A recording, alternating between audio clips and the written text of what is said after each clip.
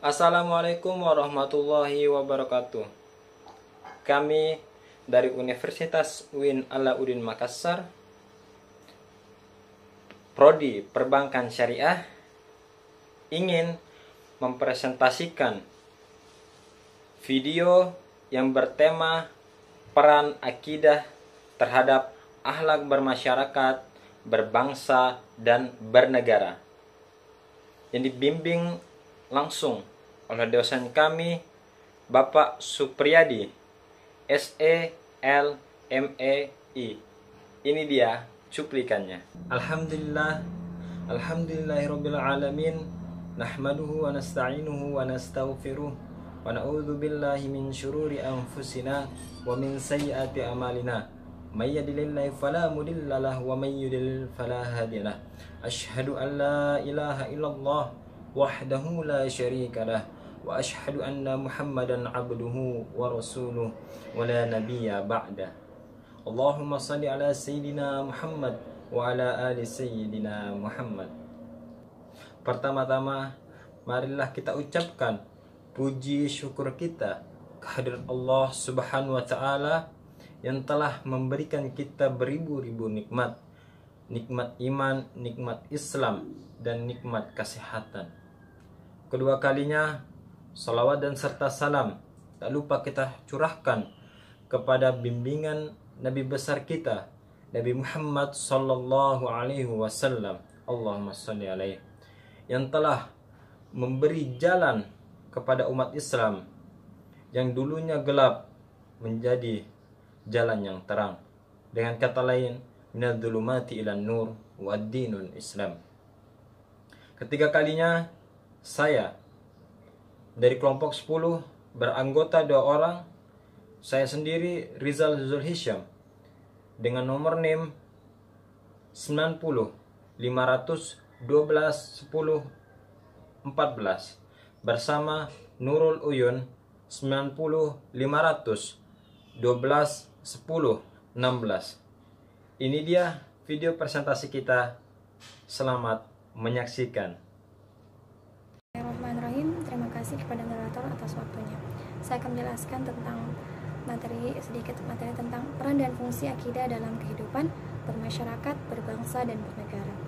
Dalam keseluruhan ajaran Islam, akhlak menempati kedudukan yang istimewa dan sangat penting. Ajaran akhlak dalam Islam sesuai dengan fitrah manusia. Manusia akan mendapatkan kebahagiaan yang hakiki bila ia berakhlak mulia dengan tata cara yang diajarkan oleh Al-Quran dan hadis.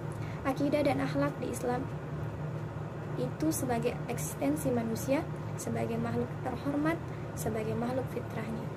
Ajaran akidah dan akhlak dalam kehidupan bermasyarakat, berbangsa, dan bernegara, ini adalah suatu bentuk kesempurnaan Islam dengan titik pangkalnya pada Tuhan dan akal manusia. Agama Islam dianjurkan belajar akidah dan akhlak, tujuannya untuk memberikan kemampuan dasar pada umat manusia tentang akidah Islam untuk mengembangkan kehidupan beragama sehingga menjadi muslim yang beriman dan bertakwa kepada Allah Subhanahu wa taala. Rasulullah Shallallahu alaihi wasallam bersabda yang artinya, sesungguhnya aku diutus hanya untuk menyempurnakan akhlak. Hadis riwayat Al-Baihaqi dari Abu Hurairah radhiyallahu anhu.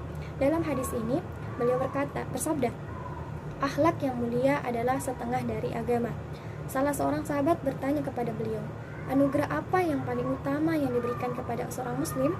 Beliau menjawab, akhlak yang mulia. Islam menggabungkan antara hak dan akhlak.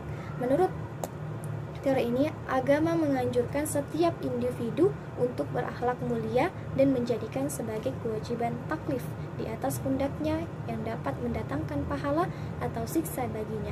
Atas dasar ini, agama tidak mengutarakan wewenang akhlaknya semata tanpa dibebani oleh rasa tanggung jawab.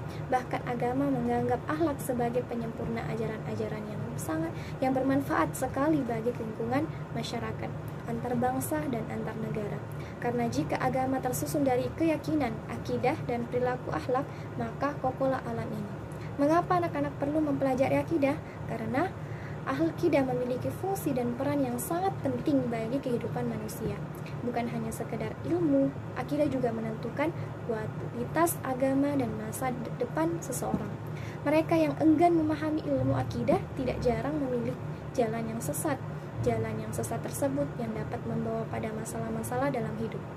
Oleh karena itu, sangat penting untuk menanamkan akidah dalam akhlak pada sejak dini kepada anak-anak dan calon generasi muslim bangsa.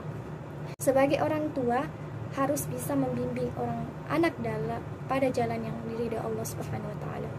Adapun fungsi dan akidah dalam kehidupan sosial yaitu pertama sebagai petunjuk hidup yang tepat sehingga dapat membedakan mana yang baik dan mana yang buruk. Yang kedua, melindungi diri sendiri agar tidak terjerumus pada jalan yang sesat. Yang ketiga, menumbuhkan semangat beribadah kepada Allah Subhanahu wa taala.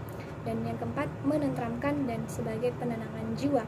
Yang kelima, memahami dan mengikuti sunnah-sunnah Rasulullah SAW.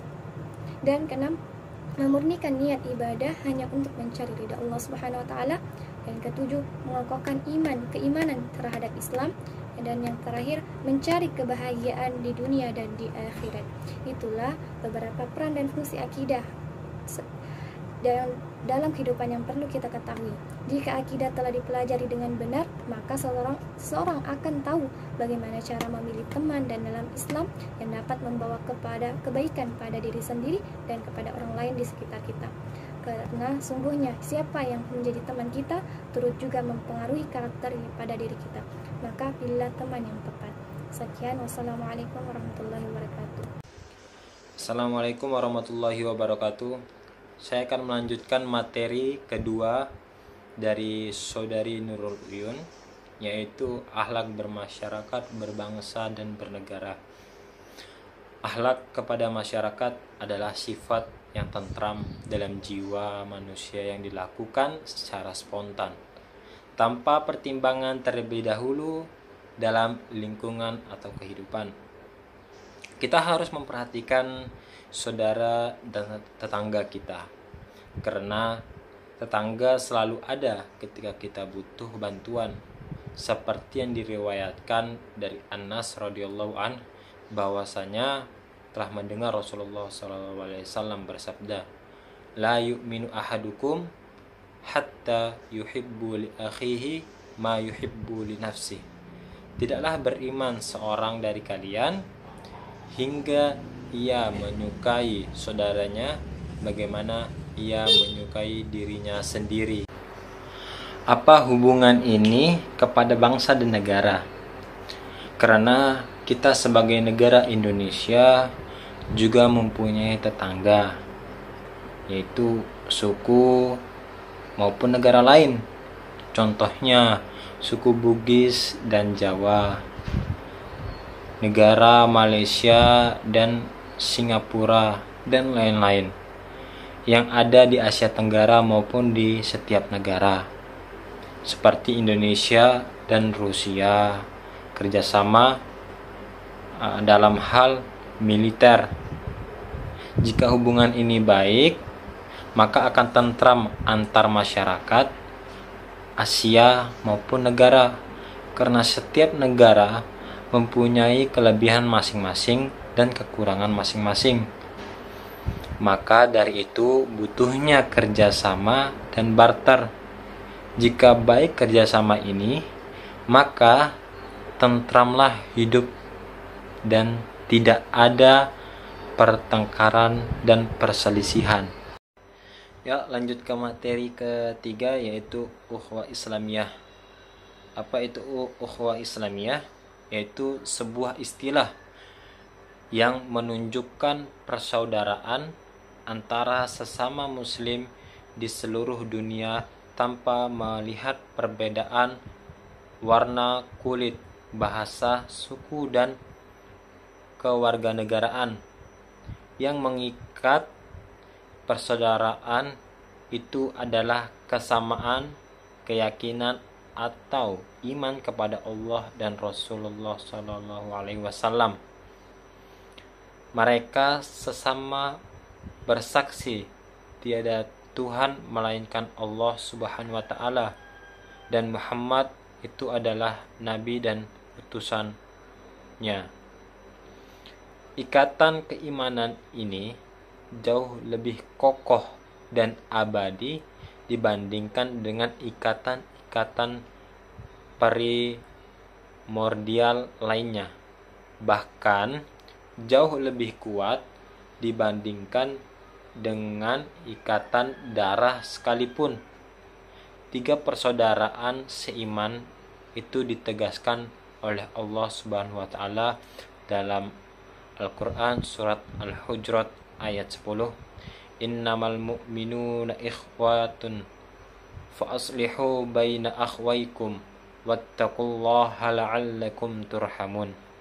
Yang artinya, sesungguhnya orang-orang mukmin adalah bersaudara, karena itu damaikanlah antara kedua saudaramu yang berselisih dan bertakwalah kepada Allah agar kamu mendapatkan rahmat. Agar ukhuwah Islamiyah dapat tegak dengan kokoh, diperlukan 4 tiang penyangga. Di antaranya yang pertama yaitu ta'aruf, upaya untuk saling mengenal dan mengetahui keadaan secara jelas, baik yang menyangkut kepribadian maupun keadaan keluarga. Yang kedua itu tafahamu, upaya untuk saling memahami dan mengetahui secara mendalam keadaan secara jelas, baik yang menyangkut kepribadian maupun keadaan keluarga. Yang ketiga ta'awun, saling tolong-menolong, yang kuat menolong yang lemah, yang mempunyai kelebihan menolong yang kekurangan. Dan yang terakhir itu takaful, saling memberikan jaminan sehingga menimbulkan rasa aman, tidak ada rasa kekhawatiran dan kecemasan menghadapi hidup ini, karena ada jaminan dari sesama saudara untuk memberikan pertolongan. Ya, terima kasih.